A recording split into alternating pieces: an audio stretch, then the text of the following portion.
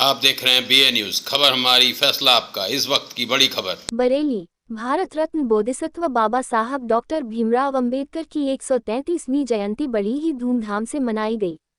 इस मौके पर कोतवाली के सामने बाबा साहब डॉक्टर अंबेडकर जी की अंबेडकर पार्क में लगी प्रतिमा पर फूल मालाएं अर्पित की गई। बाबा साहब की जयंती पर विशेषकर बच्चों में विशेष उत्साह देखा गया। इस मौके पर सुभाष चौधरी ने बाबा साहब के जीवन पर प्रकाश डाला।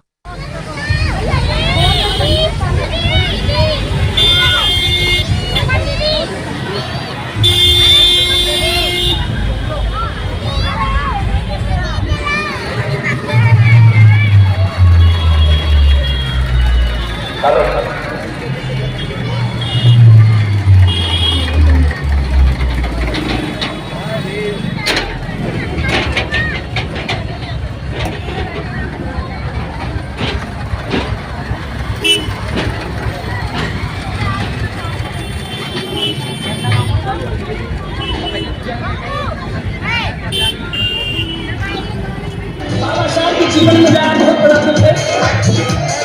क्या दुख है?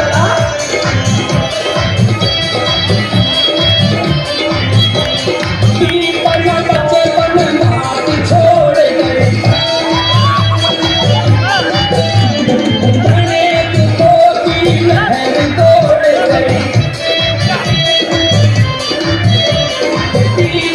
बच्चे पर छोड़ गए,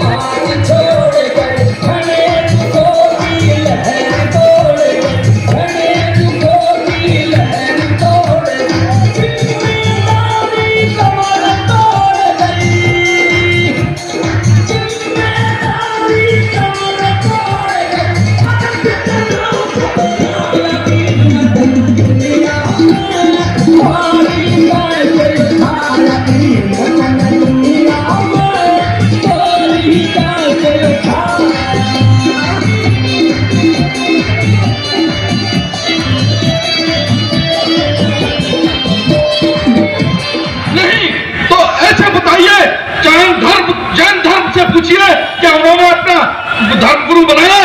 एक बाबा साहब अम्बेडकर हैं और आज की महिलाएं किधर और भाग रही हैं लोटा लेकर के, किधर जा रही है घंटी लेकर के? क्यों जा रही हो? क्यों भटकी हुई हो?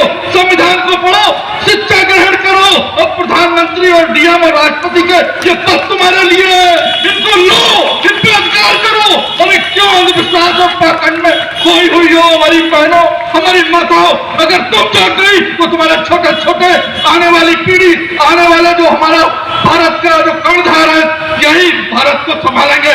और अंधविश्वास में खोए हुए लोगों को हम उनसे कहते हैं कि इन माताओं को थोड़ा सा संभलने का मौका दो, इन्हें घर से बाहर निकालो, डरने की जरूरत नहीं है। कोई सरकार रक्षा करे न करे, हमारी बहनों में बहुत ताकत है। जिस जमाने में संविधान नहीं था उस समय भी बहनों ने घर से बाहर निकल करके दुश्मनों से मुकाबला किया है। आज तो संविधान और शिक्षा दोनों आपको अधिकार मिले हुए हैं, लोग उस पर डटे हुए हैं, बिठाना चाहते हैं।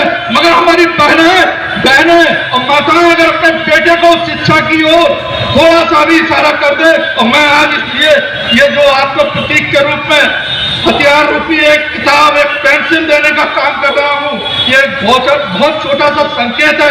अगर जिस माँ ने अपने बच्चे को नाम लिखना सिखा दिया और अगर उसने अपने पिताजी का नाम बाबा साहब अम्बेडकर का नाम लिखना सिखा दिया तो उसे कोई हरा नहीं सकता।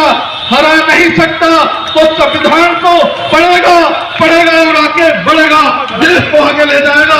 मैं एक ही बात कहूंगा, इधर सिलमन से वो झाके, इधर सिलमन से ये झाके, चारों तरफ आपके दुश्मन खड़े हैं।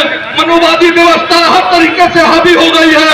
मैं आपको आगाह करता हूँ, आपको सजग कर रहा हूँ, आपसे हाथ जोड़ के प्रार्थना कर रहा हूँ कि आपके पीछे आपके दुश्मन आपसे स्कूल और शिक्षा छीन रहे हैं।